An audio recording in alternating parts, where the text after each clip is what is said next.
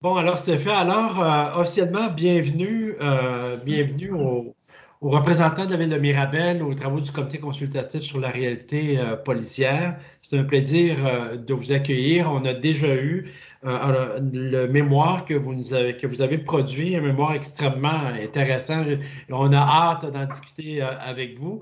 Dans un premier temps, permettez-moi de présenter les membres du comité consultatif. Moi, c'est Bernard Sémigny, je coordonne les activités du comité et je vais assumer la présidence de la rencontre de ce matin. Et je suis accompagné d'abord de Mme Nicole Gibault, Mme Gibault qui est en Outaouais, Mme Marlene Jennings, qui est présentement à Montréal, M. Alexandre Matt, qui est à Québec, et Louis Côté, qui est à Sherbrooke, avec moi ici à Sherbrooke. Alors voilà pour les membres du comité. Comme je le disais, le mémoire a été distribué, les membres en ont pris connaissance. Quelques consignes. La rencontre va durer, la présentation d'abord de 10 minutes. Lorsqu'il va rester une minute au besoin, je vous ferai signe. Et ça va être suivi d'une période de questions d'une vingtaine de minutes. De la part des membres du comité. Je vous disais que la rencontre est enregistrée. L'enregistrement va être déposé sur le site Internet du ministère de la Sécurité publique en fin de journée ou demain, mais votre mémoire est d'ores et déjà rendue publique, a été déposée sur le site du ministère. Alors, si tout ça vous convient, M. le maire suppléant, je vais vous permettre d'abord de présenter les personnes qui vous accompagnent. Et après cette courte présentation-là, on procédera au partage de l'écran et au début de votre présentation. Alors, M. Charbonneau, la parole est à vous. Donc, bonjour. Eh bien, merci de nous permettre de nous exprimer sur cet enjeu qui est, ma foi, très important pour la ville de Mirabel. Donc, je suis en compagnie de M. Mario Boily, le directeur général de la ville, et de M. Nicolas Arbour, qui est notre directeur du service de police. Donc, si on peut maintenant partager le document que nous voulons vous présenter.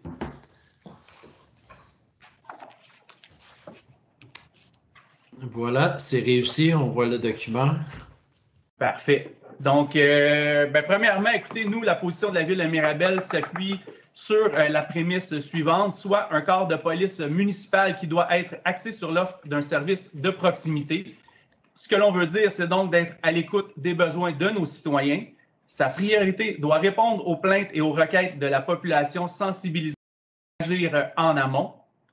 Donc, ces actions sont centrées sur ce qui se passe dans les limites de son territoire et de son champ de compétences. Son rôle est donc d'assurer la sécurité publique associée en grande partie aux décisions locales. Elle respecte la capacité de payer des citoyens, chose qui est très importante pour la ville, ainsi que l'iniquité actuelle quant au financement des corps policiers qui ne peut plus perdurer. Mais ça, je pense qu'on n'est sûrement pas les seuls à revendiquer ce point-là, donc on va passer rapidement. Donc, tout ceci pour le but d'augmenter le sentiment de sécurité et d'écoute vis-à-vis de nos citoyens. Donc, évidemment, dans la vision de la ville de Mirabel, c'est qu'un seul corps de police moderne et efficient à l'échelle du Québec. C'est un peu ce qu'on mentionne dans notre mémoire. Les municipalités du Québec doivent créer un service de sécurité publique ou encore le confier à l'entreprise privée pour répondre à ses besoins locaux. La mixité des compétences de chacun des intervenants assure l'efficacité, et donc j'insiste sur le mot efficacité, des services à la population. Donc, tout ceci dans une atteinte de résultats pour les suivis vis-à-vis nos citoyens, comme par exemple, on peut parler de vol par infraction ou encore de crime organisé. Donc, évidemment, nos besoins, ce sont les services aux citoyens au cœur des décisions et des actions. Ce qui apparaît primordial pour notre ville, c'est donc que le service de sécurité publique assure le contrôle, l'application et le respect des règlements et des décisions qui émanent du conseil municipal. Et la compétence du service de sécurité publique s'exerce là où la compétence des élus municipaux s'exerce.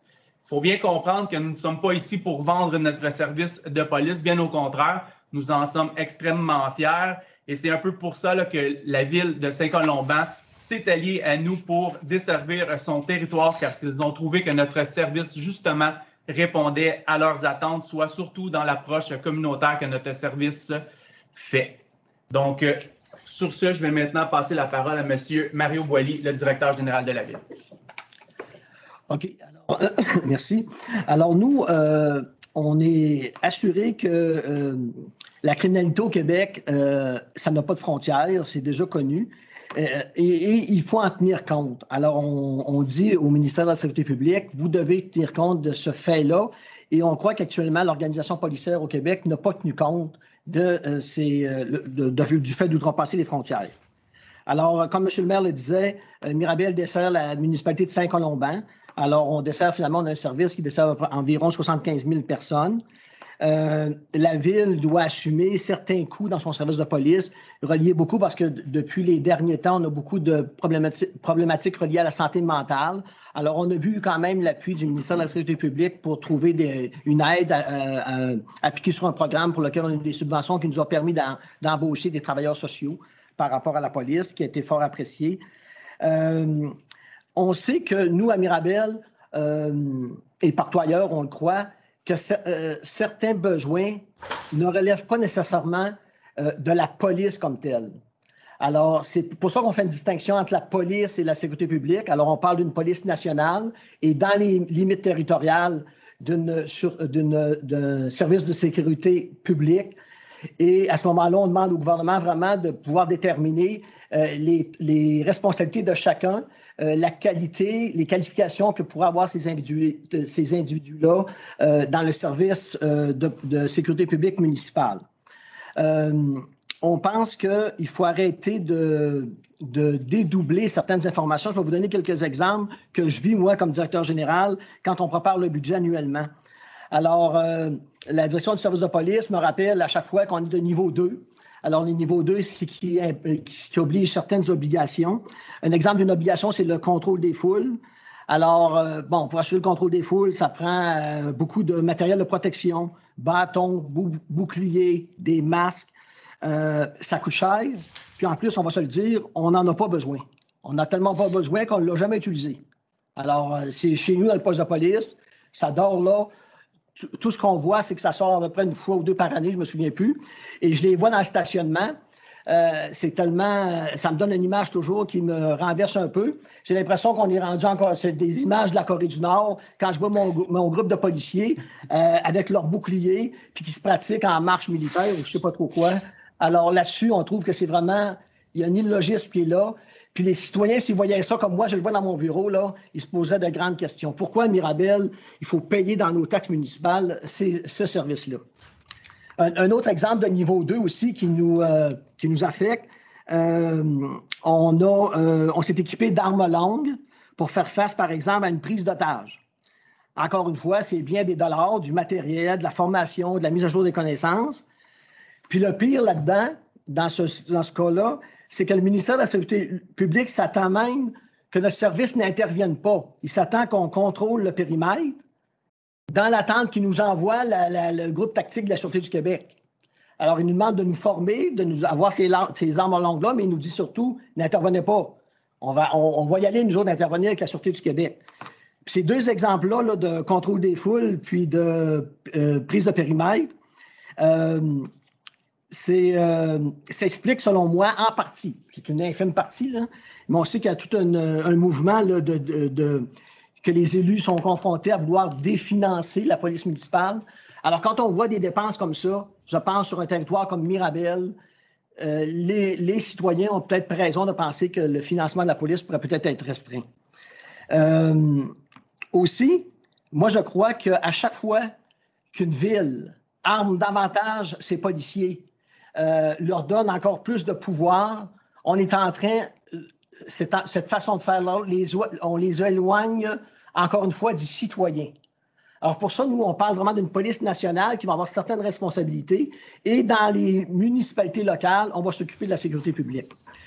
Puis le meilleur exemple que je peux vous donner par rapport à ça, un peu cet effet contradictoire-là, c'est notre voisin avec la ville de Saint-Jérôme. La ville de Saint-Jérôme, on parle d'une ville à peu près de 79 000 de population. Ils sont de niveau 1. Ils n'ont pas ces obligations-là. Et les autres, quand il y a besoin d'un contrôle de foule ou d'une prise de périmètre, ils appellent la Sûreté du Québec. Ils sont à côté de chez nous. Les citoyens de Mirabel payés, puis les citoyens de Saint-Jérôme, nous autres, on va appeler la Sûreté du Québec. Alors, je pense que les contribuables québécois comprendraient de financer à un seul endroit des services spécialisés comme la Sûreté du Québec, comme une Sûreté nationale, la Sûreté du Québec, pour offrir sur l'ensemble du territoire. Pour ma part aussi, quand on prépare les budgets, presque à chaque année, le directeur ou la direction du service me rappelle qu'on ne fait pas de renseignement criminel. De renseignement criminel, c'est ça, Nicolas? Analyse et renseignement criminel. Analyse et renseignement criminel. C'est certain, moi, quand ils me demandent une ressource pour faire du renseignement criminel, alors que j'entends les élus municipaux, qu'eux autres, soit qu'ils arrivent d'une campagne électorale ou les citoyens les appellent, puis ils disent, nous, on veut de la police de proximité, on veut des autopatrouilles dans les rues, on veut les voir passer, on veut que ce stop-là soit respecté, on veut que cette limite de vitesse-là, que vous avez décrétée à 30 km, soit respectée. Alors, le choix de la direction générale que je fais, que je fais et que je recommande au conseil, bien, renseignement criminel, là, ça, c'est le ministère qui m'exige ça. Les citoyens exigent d'autres choses. Choisissez, mais selon moi, le choix est assez facile. Je recommande le choix des citoyens. Et là-dessus, ce qu'on constate, c'est que même quand on dépose au ministère notre plan d'organisation policière, il voit très bien qu'il n'y a pas de renseignement, d'analyse et de renseignement criminel, qu'on n'a rien. Il n'y a pas de retour du ministère. Alors, on vient un peu se réconforter par rapport à ça.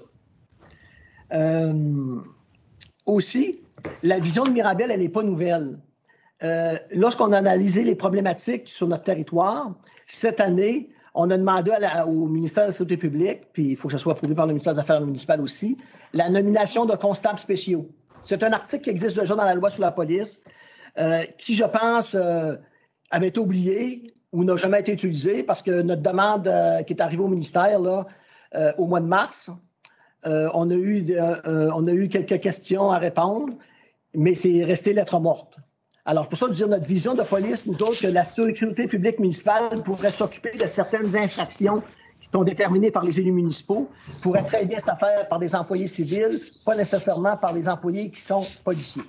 Il vous reste environ 1 minute. J'ai terminé de ma part. Okay. Bonjour, Nicolas Arbeau, directeur du service de police. Rapidement, je vais vous adresser un peu la vision concernant le volet opérationnel puis la desserte policière. Comme mes collègues l'ont dit, la vision de la ville de Mirabel, c'est d'avoir une police qui est vraiment nationale pour l'ensemble du territoire québécois. Nous, la distinction se fait vraiment au niveau de la sécurité publique. Notre prétention, actuellement, en fait, les organisations policières sont organisées en vertu de l'article 48, puis aussi les constables spéciaux, les agents correctionnels, les agents des FONE qui appliquent certains règlements aussi. Mais à l'échelle locale, notre besoin au niveau de la municipalité il est circonscrit dans les limites territoriales. Puis présentement, si on prend la proportion des appels à Mirabel, en 2019, on a répondu au service de police à 14 000 appels. De ces 14 000 appels-là, on a eu 4 000 dossiers opérationnels reliés à la criminalité qu'on a déclarés selon la DUC. Ce qui fait en sorte qu'en proportion, on a environ 30 % des appels qui sont réellement, qui doivent nécessairement être traités par le service de police, alors que le 70 autres % des appels, on pourrait, notre prétention, le donner à un service autre, soit des constables spéciaux qu'on nomme, ou soit de la sécurité privée, qui aurait le même mandat que la sécurité publique ou que la police d'appliquer la paix, de maintenir la paix, l'ordre, la sécurité publique, prévenir le crime, prévenir et réprimer les infractions au niveau des règlements municipaux. Puis, pour nous, comme service de police municipal, ce qui fait en sorte qu'on est un service de proximité, c'est cette proximité-là qu'on a avec les citoyens, justement de donner un service A1 en appliquant la réglementation municipale qui est passée par résolution de conseil. Alors, je vous donne un exemple. Cet été, on a eu une problématique de camionnage dans un secteur de la ville. On a eu une problématique en lien avec du remblai. On avait 20 à 30 000 camions qui ont passé pendant une période donnée, ce qui nous a obligé, le service de police, à positionner un policier à un endroit stratégique pendant environ 3 semaines, de 7 h le matin à 19 h le soir. C'est un service qu'on a donné à nos citoyens parce qu'on était en mesure de le faire avec notre service de police municipal. Mais est-ce que c'est vraiment un appel qui concerne la police? La réponse, c'est non. Est-ce qu'on aurait pu mettre un agent de sécurité? La réponse, c'est oui. Si on aurait pris, par exemple, le territoire de Mirabel desservi par la Sûreté du Québec, qui a ce genre d'appel à traiter-là, est-ce qu'il aurait été en mesure de le faire, la Sûreté? Probablement que non. Parce que je pense qu'actuellement, la desserte de la Sûreté du Québec fait en sorte qu'on dessert la population pour réprimer le crime et non pour répondre à des besoins locaux des municipalités. Donc, pour nous, il y a vraiment une distinction à faire entre les besoins locaux de la municipalité versus la desserte policière. C'est la raison pour laquelle on propose dans le fond, de créer un corps de police qui est unique au Québec, puis de permettre aux municipalités d'avoir leur propre service de sécurité publique. Puis en même temps, on veut que les municipalités soient desservies par un service de police. Mais puis, pour la ville de Mirabel, ce qui est clair, c'est ce qu'on est en train de vous dire, c'est qu'on va assumer l'entière responsabilité des frais qui sont reliés à notre sécurité publique municipale, mais on s'engage aussi à payer pour la desserte policière à l'échelle de la province. Ce qu'on vous propose également dans notre vision, dans notre mémoire, c'est de diviser les régions administratives du Québec qui sont actuellement divisées en 14, c'est de répartir les coûts selon la criminalité qui est propre à chacune des régions administratives. Si on prend la région administrative des Laurentides, probablement que le taux de criminalité est plus élevé que dans le nord du Québec ou que dans une région éloignée. Il apparaît évident que les coûts ne doivent pas être les mêmes pour les populations de ces régions-là. Je vais être obligé de vous arrêter pour permettre une période de questions. Je suis désolé, M. Arbault. Pas de problème. On a quand même pu exprimer la vision de notre mémoire. Merci. Bon, bien, excellent. Si vous voulez enlever le partage d'écran, nous, on va procéder à la période de questions. Le temps que ça se fasse, je vous dirais que votre proposition est très audacieuse. Alors, je vais laisser d'abord M. Alexandre Matte à poser la première question. M. Matte, c'est à vous. Oui, bonjour. Bonjour, M. Arbour. Plaisir de vous retrouver. Plaisir. Bon, écoutez, ma première question est s'il y a un crime qui se passe sur le territoire, c'est quand même votre service qui va prendre l'appel et l'enquête sera transférée à la Sûreté du Québec. C'est quoi la vision que vous avez là-dessus? En fait, la vision qu'on a, c'est que oui, il faut avoir notre propre sécurité publique. Aussi une desserte policière, ce qu'on est en train de vous dire, c'est qu'on ne prend pas l'ensemble des services municipaux du Québec, là, puis on donne ça à la Sûreté, puis arrangez-vous. C'est vraiment pas ça. On veut que les villes organisent leur propre sécurité publique, qui soient imputables aussi, puis responsables du 70% des appels que je vous ai parlé tantôt, qui ne correspondent pas à des opérations ou de la criminalité. Puis ce 70% des appels-là, souvent, c'est la résultante, en fait, de l'application de règlements ou de résolutions de conseil qui sont adoptées, qui fait en sorte que, en adoption de ces règlements-là, on a des responsabilités là, comme municipalité d'appliquer ces règlements-là pour nos citoyens. Donc, c'est sûr qu'il va y avoir une liaison à faire là, entre la sécurité publique puis le service de police, là, si on veut dire national. C'est sûr qu'il y a un arrimage à faire. Il faut qu'il y ait une liaison qui soit faite, que ces instances-là se parlent. Puis à ce moment-là, oui, quand il y a des actes criminels de commis, là, ça va être géré au niveau de la police. Mais si on a un appel 911, un appel d'urgence, on s'entend que l'appel va arriver à la centrale de police, là, à la centrale, on va dire, nationale ou ça ne sera pas géré à l'échelle locale. Le 911 ne rendra pas nécessairement au service à la ville de Mirabel. OK. Peut-être en complément, si vous permettez. Oui, allez-y. Ce qui veut dire que, bon, s'il y a un attentat, pas un attentat, en tout cas une agression, une violence conjugale chez vous, c'est pas votre corps de police qui répondrait, ce serait l'équipe nationale. Ce serait la police nationale, oui, parce qu'on n'aurait plus de corps de police. On aurait une sécurité publique qui relève uniquement du privé. Là, on enlève, c'est plus des policiers là, qui sont là, c'est une sécurité publique privée, un peu comme qui se fait à Mont-Royal ou à Kirkland. OK, merci. Merci, M. Matte. M. Côté. Le son, M. Côté, votre micro. Oui, bonjour. Effectivement, vous avez des propositions qui... De toute façon, toutes les municipalités ont des éléments très intéressants par rapport aux positions qu'ils nous font. Je regarde, dans le fond, ce que vous proposez, c'est vous occuper du pénal, c'est-à-dire sécurité routière, les règlements municipaux, les incendies, les sièges d'auto d'enfants. Donc, on regarde tout ça, c'est du pénal, qui touche de près ou de loin au pénal. Et tout ce qui serait criminel serait laissé à la police nationale, c'est ça? Et vous seriez prêt à faire une contribution financière comme MRC ou comme municipalité pour payer cette contribution financière-là à la police nationale qui s'occupe de la criminalité. C'est en plein ça. OK.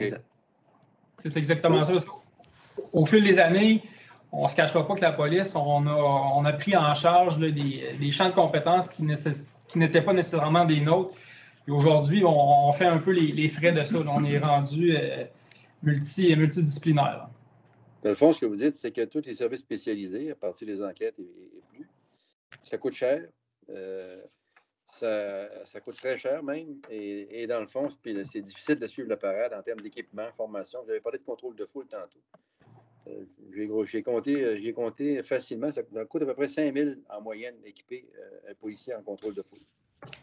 Fait que vous dites, ça, c'est un exemple que vous donnez, entre autres choses, au niveau des services spécialisés. Donc, les coûts élevés, difficile à suivre la parade en termes de formation, puis en plus, vous ne vous en servez pas, c'est ça? C'est exactement ça. Mais tout ça est dans le but d'être plus efficace aussi là, dans notre proximité. C'est surtout ça l'objectif. Oh oui, je comprends. Mettre votre argent au service direct aux citoyens. Première ligne. Et le statut, vous parlez privé, mais ça pourrait être comptable spécial pour appliquer tout ce qui touche le pénal. Absolument. C'est en plein ça. Okay. Merci. Madame Gibault, c'est à vous. Oui, dans votre mémoire, merci. Dans votre mémoire, vous parlez il y a des problèmes de santé mentale. Je pense qu'on le voit à travers le Québec. Là. Partout, il y a une effervescence, ça grossit, ça croît, malheureusement, et ça n'aidera pas en pandémie. Vous dites que vous avez, vous faites appel à un service là, pour vous aider, là, effectivement. Qui paie pour ça, s'il vous plaît? Est-ce que c'est la ville? Avez-vous des ententes? C'est la Ville qui paie entièrement le coût. Toutefois, on bénéficie actuellement d'un programme d'aide du ministère de la Sécurité publique pour financer le salaire, là, la rémunération de nos travailleurs sociaux. C'est le programme de soutien aux municipalités on a débuté avec un projet pilote. Puis là, on est au deuxième renouvellement de ce programme-là qui nous finance 50 000 $ par année pendant 3 ans. On est dans la deuxième année là, du 50 000 $. Fait qu'on assume les frais là, de notre travailleur social qui est à l'emploi de la Ville avec cette subvention-là. Puis c'est clair que subvention ou pas, le besoin est là. On va embaucher un travailleur social. C'est évident. Exact. Peu importe qu'est-ce qui arrive là, sur les lieux, la Ville va s'occuper de son monde avec ce genre de... Bon, OK. Et pour les coûts, vous avez dit que c'était évidemment... Maintenant, vous avez une subvention. Est-ce que les partages d'informations, vous ne voyez pas, il n'y a pas trop de problèmes avec le travailleur social et l'information nécessaire, là, vu la loi sur l'accès à l'information, puis les tribunaux, puis enfin, tout ça? Là? En fait, selon les modèles qui sont adoptés par les services de police, ça diffère d'un service à l'autre. Nous, on a un travailleur social qui fait partie de l'ordre des travailleurs sociaux, donc soumis à des règles de son ordre professionnel, ce qui fait en sorte que même nous, à l'intérieur, elle a des responsabilités et elle a des devoirs de ne pas nous partager certaines informations qui restent à son niveau, dont le service, on n'a même pas accès. Fait que c'est vraiment une professionnelle de la santé qui travaille pour le service de police de Mirabel. Donc, c'est distinct à ce niveau-là, ce qui nous facilite la tâche au niveau du partage des informations. Merci. Merci, Mme Jennings. Merci beaucoup. Votre idée d'une police nationale, c'est intriguant. Et pas à peu près. Ayant déjà voyagé, comme j'imagine vous aussi, dans des pays où ils ont justement une police nationale. Compte tenu qu'on entend souvent, et vous probablement la même chose, que la Sûreté du Québec qui fournit des services de police de proximité dans plusieurs municipalités à travers le Québec, qu'il y a une critique que ce n'est pas vraiment la police de proximité. Le roulement du personnel fait qu'il ne peut pas, ces policiers n'établissent pas les racines et les connaissances approfondies des communautés qui desservent. Ça devrait être la même chose avec une police nationale, n'est-ce pas? Mais la police de proximité, c'est pas l'affaire de une ou deux personnes. C'est un modèle d'affaires, si on veut. C'est un modèle qui doit être appliqué au service de police en entier. C'est un changement organisationnel qui est en cours présentement. Je pense que la Sûreté a fait beaucoup de travail à ce niveau-là, en fait encore, puis le développe, mais c'est sûr que c'est l'affaire de tous. Puis comme je vous ai dit tantôt, chaque municipalité adopte des règlements ou des résolutions qui font en sorte qu'on a des impacts au niveau des services de police, on va dire collatéraux, qu'il faut subvenir à ces besoins-là. Puis des fois, le modèle en place n'a pas été conçu pour ça. Donc, il y a un peu un ajustement à faire à ce niveau-là. La raison pour laquelle on vous soumet l'idée de bâtir ou de permettre aux villes d'avoir leur propre sécurité publique. Avec votre permission, je compléterai peut-être comme suit. Je pense que vous avez raison, mais seulement qu'en partie. Il y a bien de la criminalité qui pourrait être et que la police nationale pourrait s'occuper, et les gens qui sont victimes de cette criminalité-là, on n'a rien à faire avec la police de proximité. Moi, quand je me fais voler chez moi, la police de proximité, là, elle m'apporte rien d'autre. Je comprends que d'autres criminalités, comme des gangs de rue, tout ce phénomène-là qui existe aussi à Mirabel. D'ailleurs, on a des travailleurs de rue, on a des travailleurs sociaux, mais on a des travailleurs de rue aussi. Ça serait peut-être important que la police nationale développe des liens de proximité avec les lieux où ils interviennent, bien entendu. Alors, c'est pour ça que moi, je nuance un peu les propos pour dire que c'est pas tout un, tout l'autre. Je sais pas moi, quand je me fais agresser sexuellement, la police de proximité là-dedans, ça m'apporte, je pense, pas grand-chose. Ce que je veux, moi, c'est trouve le coupable, puis envoie-le en prison. C'est clair? Merci beaucoup, c'est clair. Vous étiez assez clair. Merci. Je vais me permettre deux questions. D'abord, là, votre proposition, là, c'est un véritable pavé dans la mare. Là, je dois vous dire que depuis le début de nos travaux, puis c'est ça qu'on voulait. On voulait se faire présenter des modèles qui sortent du carré de sable, comme on dit, mais en même temps qui intègrent l'ensemble des paramètres de sécurité publique. En tout cas, je trouve ça extrêmement intéressant. Si on pousse le raisonnement, le premier volet de ma question, si on pousse le raisonnement, Mirabel aurait son service de sécurité comme point clair, vous l'avez dit, Kirkland. Est-ce que ça veut dire que les 1100 municipalités du Québec auraient comme l'obligation de créer son unité de sécurité publique dans un premier temps? Est-ce que ça pourrait se faire par MRC, par exemple, cette proximité-là, de façon à en arriver à 90 unités? Ça c'est le premier volet, mais je vais vous laisser répondre là-dessus d'abord. Pour nous, la réponse est oui. Alors, c'est tellement oui que ça pourrait se faire au niveau local, une municipalité propre, au niveau d'une MRC. Et même, nous, on va plus loin. Je pense que la réflexion doit porter, est-ce qu'une ville pourrait confier ce service-là à une entreprise privée? Alors, on va jusque-là. Ça va jusque-là. Oui. Excellent. Deuxième volet, dans la réalité d'aujourd'hui. Vous dites dans votre mémoire qu'il y a un agent de proximité dans chaque équipe de patrouille présentement. Est-ce qu'on parle de la police communautaire qui a une formation particulière? Qu'est-ce qu'il faut comprendre d'un agent de proximité qui font partie des équipes de patrouille? En fait, l'agent de proximité, c'est un policier qui va travailler en résolution de problèmes. On a un système de plaintes et requêtes à la ville de Mirabel qui concerne différentes problématiques par secteur. Donc, chaque équipe de travail a un policier qui prend vraiment du temps pour travailler en résolution de problèmes. Pas seulement répondre à un appel, je vous donne un exemple, une problématique de vitesse sur un coin de rue. Les gens se plaignent que ça va vite, le policier va faire du radar, merci, bonsoir, il n'y a pas de vitesse, c'est fini, c'est pas ça qu'on veut. On veut que le policier se déplace sur place. Y a-t-il un problème de configuration avec les rues? Y a-t-il un problème de la réglementation? Est-elle adéquate?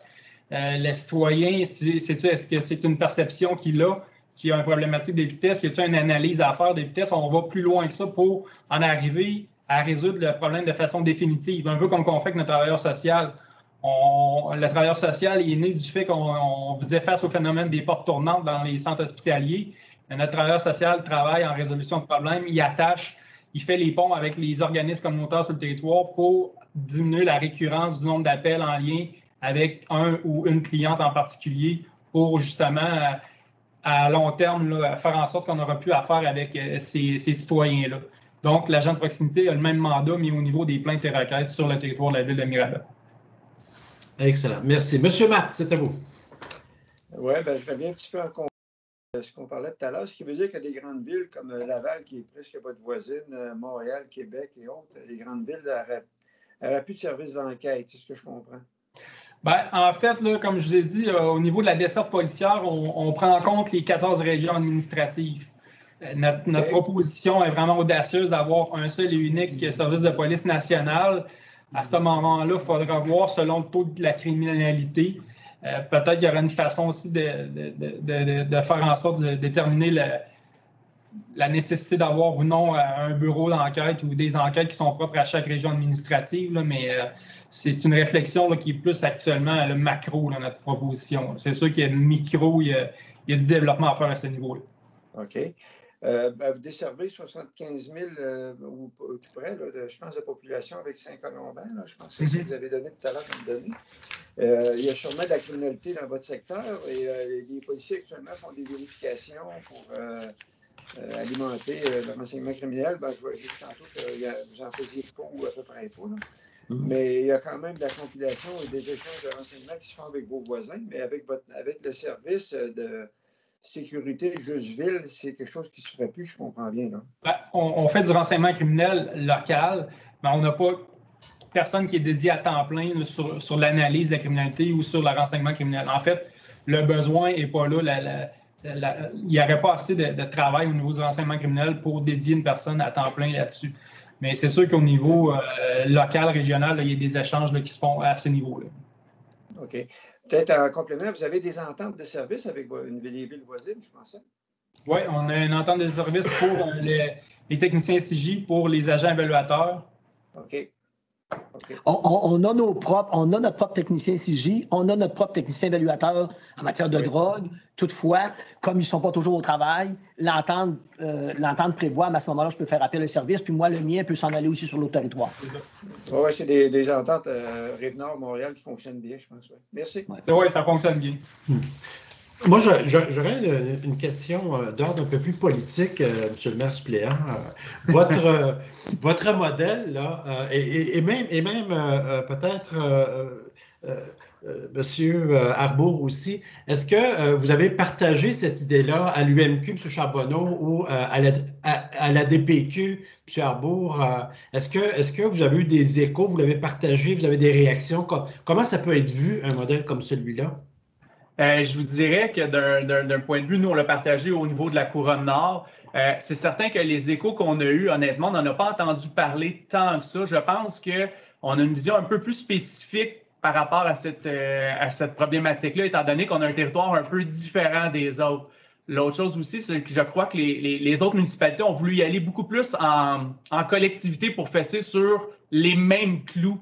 Alors que nous, on préférait plutôt y aller dans un champ de réflexion. Donc, c'est important d'amener d'autres pistes de solutions. Puis quand vous avez fait état tantôt de pavé dans la mare, c'est exactement un peu sur ce quoi on voulait s'enligner. C'est de vraiment comprendre que, étant donné qu'on est dans une réforme, il est temps de pousser la réflexion et non pas de juste accepter ce que tout le monde veut. Donc, c'était plus dans cette optique-là. Puis c'est pour ça que je vous dis que les autres, ça n'a peut-être pas fait effet commun avec tout le monde, mais nous, vraiment, là, on voulait vraiment vous pousser à avoir une réflexion peut-être haute et peut-être amener à d'autres discussions puis d'autres pistes de réflexion qu'on n'aurait peut-être pas au préalable réfléchi. Moi, j'avais même demandé comme directeur général au directeur de police de l'envoyer à certains directeurs pour qu'ils puissent nous démolir, pour se préparer pour vous rencontrer. Mais là, cette démolition-là n'est pas encore arrivée. En tout cas, M. Arbour, à la DPQ, est-ce que... Ben, à la DPQ, c'est une position ville. On comprend que le mémoire de la DPQ il est sorti beaucoup avant celui de la ville. Donc, dans la consultation, si on veut, privée, on avait des questionnaires à répondre. C'est une vision qui a été partagée. Mais je pense quand on prend en compte la position de la DPQ, là, on se rejoint à plusieurs endroits là, à ce niveau-là. Bon, bien, écoutez, peut-être une dernière intervention, M. Côté, parce que le temps file, on en parlerait plus longtemps. M. Côté, à vous. Ma question est très simple. Vous desservez Mirabel de Saint-Colomban pour 74 752 citoyens. Mais la MRC au complet, c'est combien de personnes? Bien, nous, on est une ville MRC. On a environ pas loin de 60 000 personnes, là, entre 59 000 et 60 000 personnes là, juste pour notre territoire. Parfait. Donc, et Saint-Colomban est une MRC voisine. Ils font partie d'une autre MRC. C'est pas une MRC comme telle. Là. Bon, je comprends. C'est ça. Bon, mais parfait. Merci. Bien, écoutez, messieurs, merci pour votre fraîcheur. Merci pour, pour votre proposition. Puis effectivement, je pense que vous aviez le ton, M. Charbonneau. Ça va nous faire cheminer très certainement votre proposition qui est très audacieuse, très originale et très pragmatique aussi. Alors, merci beaucoup. C'était un plaisir d'en discuter avec vous. Merci de vous être prêté à l'exercice.